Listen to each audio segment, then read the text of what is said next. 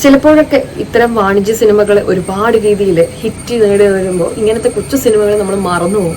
പക്ഷെ ഈ കൊച്ചു സിനിമകളിൽ ശരിക്കും ജീവിതമുണ്ട്. നമ്മൾ കാണാൻ ആഗ്രഹിക്കുന്ന കുറെ കഥാപാത്രങ്ങളുണ്ട്. തീർച്ചയായിട്ടും ഇതൊരു മാരി സെൽവരാജ്.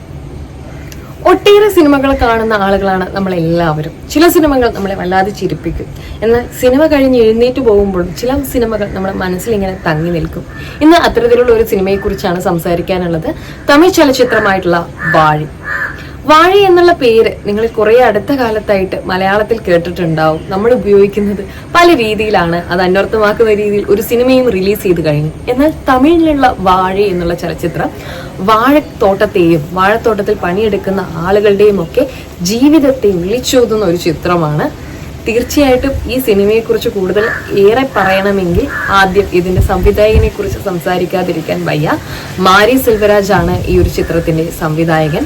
അദ്ദേഹം ഈ സിനിമ തുടങ്ങുന്നതിന് മുന്നേ തന്നെ എഴുതി കാണിക്കുന്നുണ്ട് based on A true incident എന്നുള്ളത്. നമ്മളെ ജീവിതത്തിൽ ഒരുപാട് കാര്യങ്ങൾ നമ്മൾ പത്രത്തിൽ കാണാറുണ്ട്. നമ്മൾ പത്രത്തിൽ വായിക്കുന്ന സമയത്ത് നമുക്ക് പല കാര്യങ്ങളും കൃത്യമായ രീതിയിൽ അല്ലെങ്കിൽ എന്താണ് എന്നുള്ളത് മനസ്സിലാവാറില്ല. അതേസമയം അതൊരു ദൃശ്യമാധ്യമത്തിലൂടെ നമ്മൾ കാണുകയാണെന്നുണ്ടെങ്കിൽ കുറച്ചുകൂടി അതിലൊരു ഇമ്പാക്ട് നമ്മളിലേക്ക് എത്തും. മാരി സെൽവരാജ് ഇവിടെ അദ്ദേഹത്തിന്റെ ജീവിതത്തിൽ നടന്ന ഒരു സംഭവത്തെ അതേ എല്ലാ തീവ്രതയോടും കൂടെ നമ്മളിലേക്ക് കൊണ്ടെത്തിക്കുകയാണ്. മാരി സെൽവരാജിന്റെ സിനിമകളെ ഇഷ്ടപ്പെടുന്ന ആളുകളാണെങ്കിൽ നിങ്ങൾ ഒരിക്കലും മിസ് ചെയ്യാൻ പാടില്ലാത്തൊരു സിനിമയാണ് വാഴ എന്ന് പറയുന്നത്. റോക്കറ്റ് സയൻസിനെ കുറിച്ചും സ്കൈഫയെ കുറിച്ചുമായിട്ടുള്ള ഒരുപാടധികം സിനിമകൾ ഇറങ്ങുന്ന സമയത്ത് നമ്മുടെ ഈ ലോകത്ത് ജീവിച്ചിരുന്ന കുറച്ച് മനുഷ്യരുണ്ട്. ഒന്നിനും ആരോടും പരാതിയില്ലാതെ അന്നത്തേക്ക് വേണ്ടി ജീവിക്കാൻ വേണ്ടി നിവർത്തിയില്ലാതെ ദുരിതത്തിലായിപ്പോയ കുറെ ആളുകൾ. അവരെ കുറിച്ച് ഒരു നിമിഷമെങ്കിലും ആലോചിക്കാൻ ഇത്തരം സിനിമകൾ നമ്മളെ സഹായിക്കാറുണ്ട്. തമിഴ്നാട്ടിലെ ഏറ്റവും ദരിദ്രരായിട്ടുള്ള ഒരു ജനവിഭാഗത്തിന്റെ കഥയാണ് ഈ സിനിമ പറയുന്നത്. ഈ സിനിമയിലെ പ്രധാന കേന്ദ്ര കഥാപാത്രങ്ങൾ എന്ന് പറയുന്നത് 2 കുട്ടികളാണ്. അവരുടെ കണ്ണിലൂടെയാണ് ഈ സിനിമ മുന്നോട്ട് പോകുന്നത്. അപ്പൊ വാഴത്തോട്ടത്തിലെ ജോലിക്കാരാണ് ഇതിലെ കുട്ടികൾ എന്ന് പറയുന്നത്. നമ്മൾ സാധാരണ സാറ്റർഡേയും സൺഡേയും ഒക്കെ കിട്ടിക്കഴിഞ്ഞാൽ ഒരുപാട് സന്തോഷത്തോടെ ഇരിക്കുമ്പോൾ ഈ കുട്ടികൾക്ക് പ്രത്യേകിച്ച് യാതൊന്നും ചെയ്യാൻ സാധിക്കുന്നില്ല. ചെറിയ കുട്ടികളാണ്, എന്നിരുന്നാൽ പോലും അവരുടെ അച്ഛനും അമ്മയ്ക്കും ഒക്കെ അവരെ വാഴത്തോട്ടത്തിലേക്ക് പണിയെടുപ്പിക്കാൻ വേണ്ടി പോകേണ്ട ഒരവസ്ഥയാണ്. അപ്പോൾ ചുമടും താങ്ങിയിട്ട് ഇവരിങ്ങനെ പോകുന്ന രംഗങ്ങളാണ് ഈ സിനിമയിൽ ഏറെയുള്ളത്. അപ്പൊ ഇടയ്ക്കൊക്കെ നമുക്ക് ആ സിനിമയിലുള്ള ഈ ഇവരെപ്പോഴും ഇങ്ങനെ വാഴത്തോട്ടത്തിലൂടെ പോകുന്ന സീൻ കാണുമ്പോൾ നമുക്കൊരു ചെറിയൊരു ബോറടിക്കും. പക്ഷേ അവരുടെ ജീവിതത്തെ കൃത്യമായിട്ടുള്ള രീതിയിൽ അടയാളപ്പെടുത്താൻ വേണ്ടിയിട്ട് ഡയറക്ടർ കാണിച്ച ഒരു ബ്രില്യൻസ് ആണത്.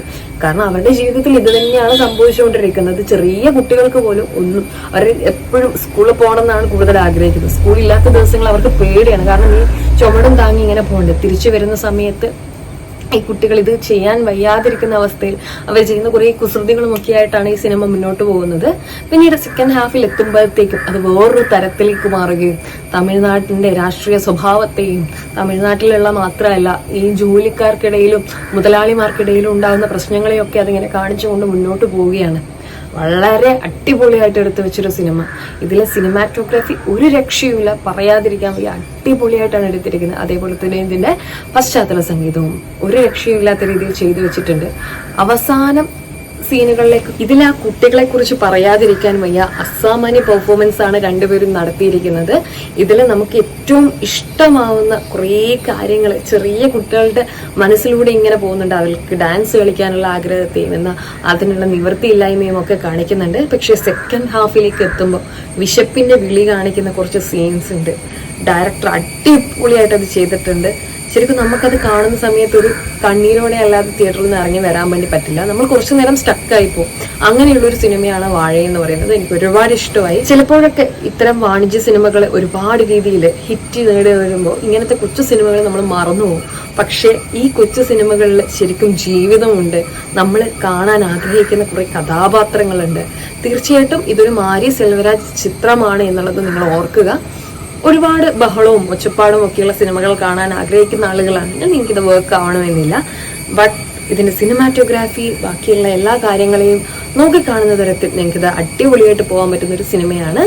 ഒരുപാട് സ്നേഹത്തോടെ അരുണിമ. അടുത്ത വീഡിയോയിൽ കാണാം. ബൈ.